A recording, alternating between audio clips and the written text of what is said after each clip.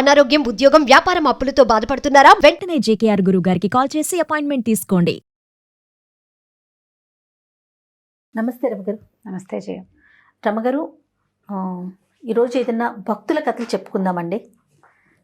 ఎవరి గురించి చెప్పబోతున్నారు? ఏకనాథుడు గురించి చెప్తాను జయ. ఈ ఏకనాథ రామాయణం అనేది ఒక రామాయణం ఉంది. మనకి రామాయణాలు చాలా ఉన్నాయి కదా. అవును. అంటే శ్రీమద్ రామాయణం వాల్మీకి విరచిత శ్రీమద్ రామాయణం ఒకటి. మనం అది ఆది కావ్యం కదా. వాల్మీకి మహర్షి ఆది కవి, అదే మొదటిది. అవును. ఇప్పుడు ఆ రామాయణాన్ని అనుసరించి అలాగే రకరకాల భాషల్లో రాయబడ్డాయి రామాయణాలు. మనం తులసీదాస్ రాశారు రామచరిత మానస్ అనుకుంటాం. తర్వాత తెలుగులో రంగనాథ రామాయణం అని అవన్నీ చాలా రామాయణాలు వచ్చినాయి. మొల్ల రామాయణం, తర్వాత ఏమో రామాయణ చెంపు అని, అంటే దీన్ని సంస్కృతంలో చెంపు కావ్యంగా భోజ మహారాజు రాశాడని, ఇలా చాలా ఉన్నాయి మనకి. అయితే ఏకనాథ రామాయణం మరాఠీలో చాలా పెద్ద గ్రంథం. మనకి శ్రీమద్ రామాయణం సంస్కృతంలో ఉంది. దాన్ని తెలుగులోకి మన వాళ్ళు చాలా మంది రాశారు. అట్లాగే ఎవరి భాషలోకి వాళ్ళు అనువదించిన కావ్యాలు చాలా ఉన్నాయి. ఏకనాథ రామాయణం మరాఠా భాషలో చాలా అత్యద్భుతమైన గ్రంథంగా వాళ్ళు చాలా, అంటే ఇప్పుడు మనం వాల్మీకి రామాయణాన్ని ఎట్లా మనం భగవత్ కోసం అంటే అక్కడ పెట్టుకుంటాం కదా, పూజా మందిరంలో పెట్టుకుంటాం. అవును. అట్లా ఏకనాథ రామాయణాన్ని మరాఠీలు పెట్టుకుంటారట.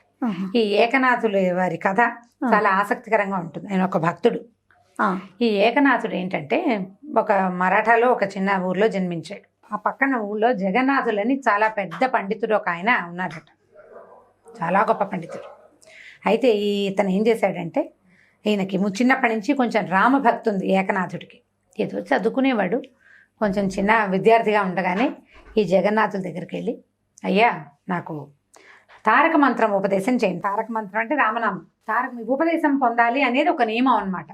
మామూలుగా రామ అనుకోవటం వేరు, గురువు ద్వారా ఉపదేశం పొంది జపం చేసిన వాడికి ఫలితం వేరే ఉంటుంది.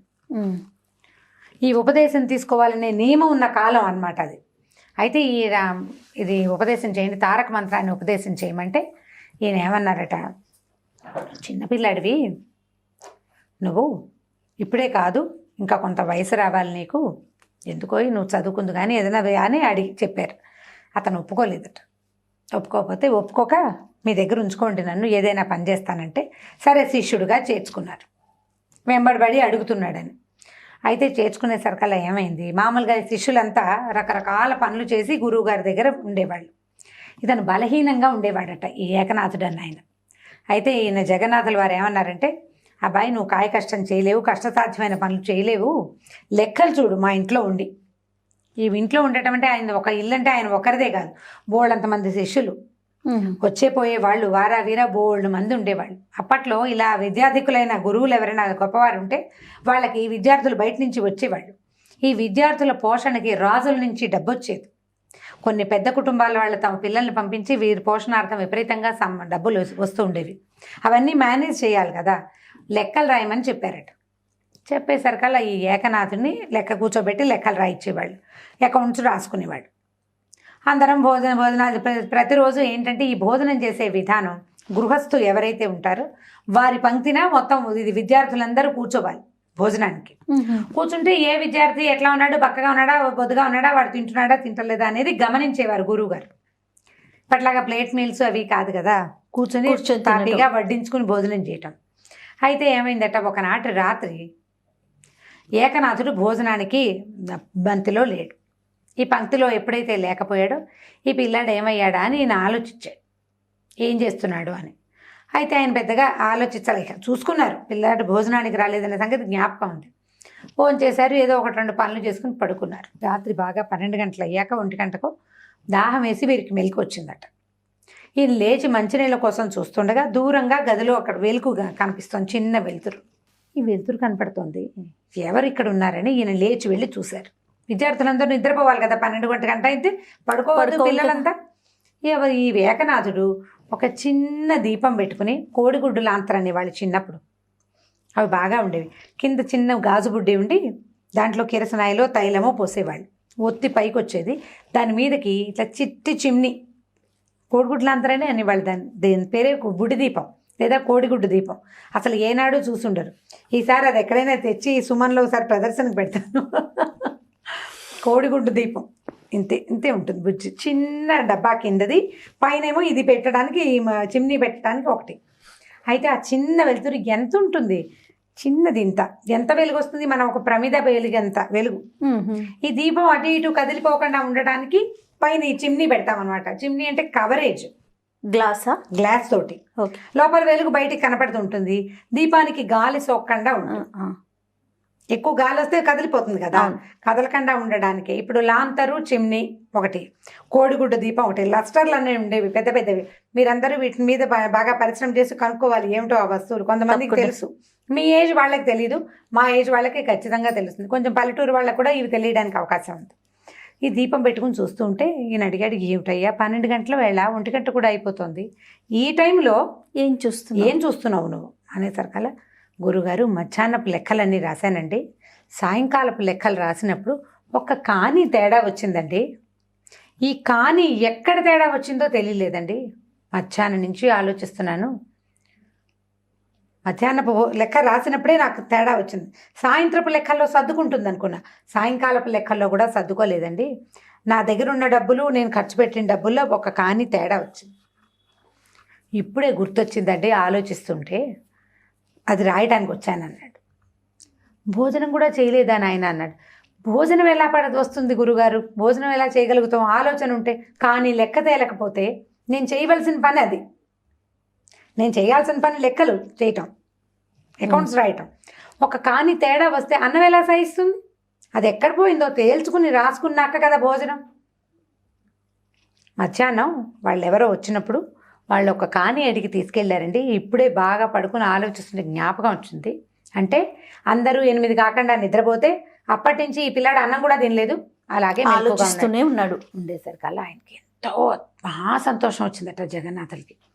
ఒక చిన్న దీపపు వెలుగులో ఇంత చిన్న పిల్లాడు ఇట్లా ఆ దీపం కేసే దాని దగ్గరే కూర్చుని ఈ లెక్క రాసుకుంటున్నాడంటే, వీడు ఒక్క వస్తువు కోసం ఇంత వెంటపడే లక్షణం ఉంటే, తారక మంత్రం ఇస్తే వీడికి పరమాద్భుతంగా ఉంటుందని అనుకుని, నాయన రేపొద్దున మన వాకిట్లో ఒక్కొక్క ముష్టివాడు వస్తాడు, అతని వెంట 4 కుక్కలు ఉంటాయి.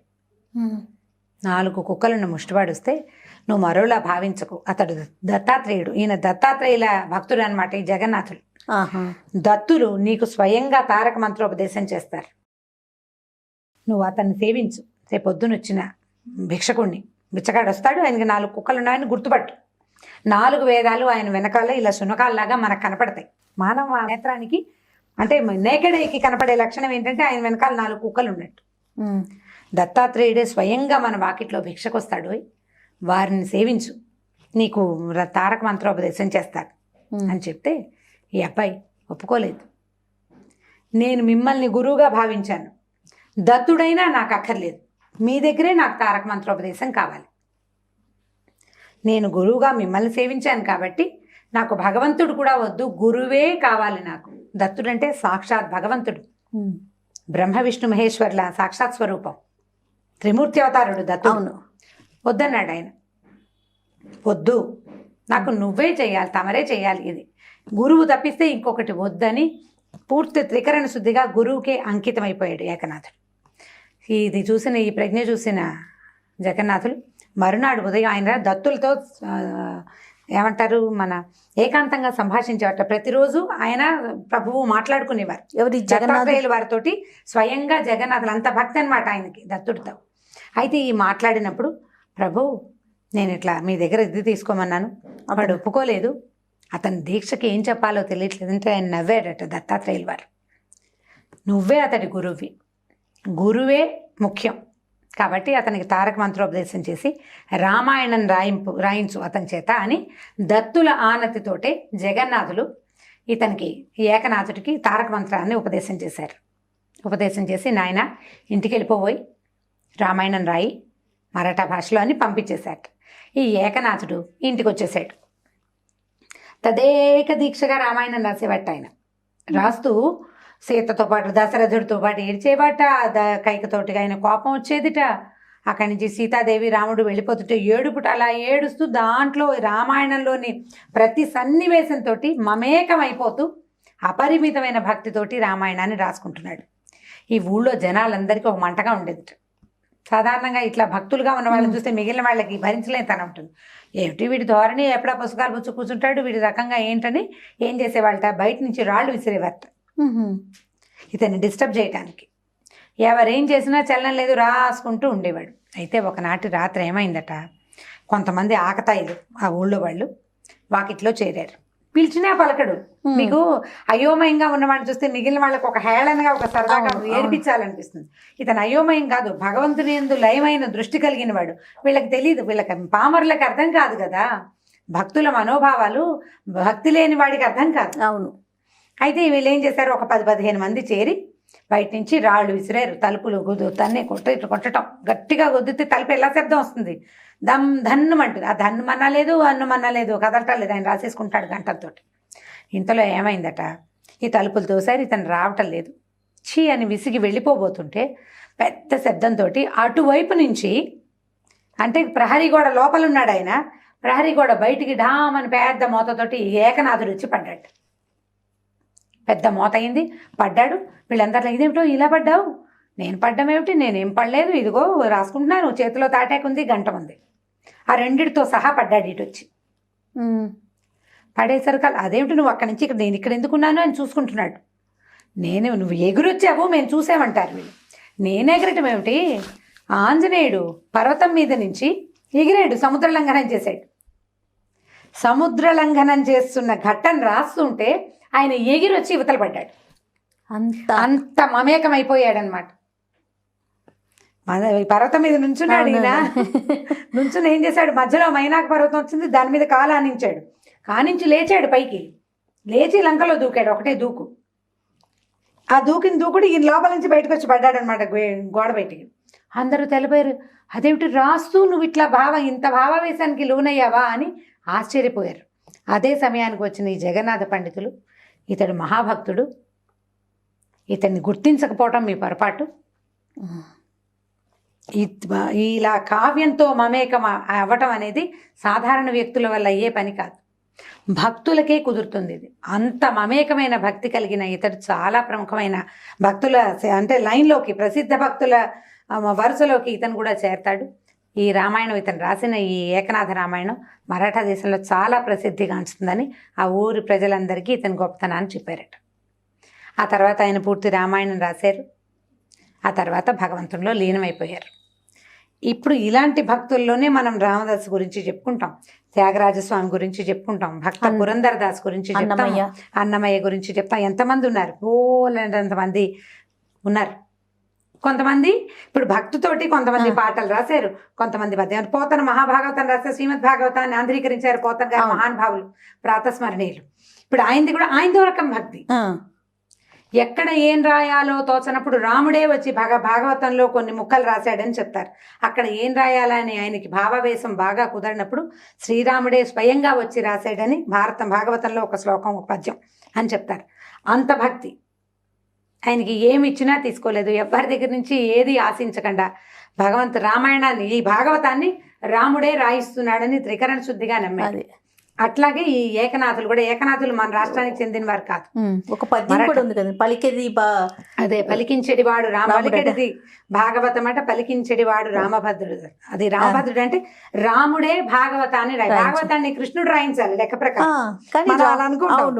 కానీ రాముడు ఆయనకి ప్రియ దైవం అన్నమాట, ఆయన రామభక్తి ఉంది, రామభక్తుడు. రాముడు భాగవతాన్ని రాయమన్నాడు, రామాయణాన్ని ఎందుకు రాయమనలేదు అని మా మధ్య ఎవరో ఒకళ్ళు అడుగుతుండేవాడు. ఆయన ఇది రాయించదలుచుకున్నాడు, భాగవతాన్ని రాయించదలుచుకున్నారు.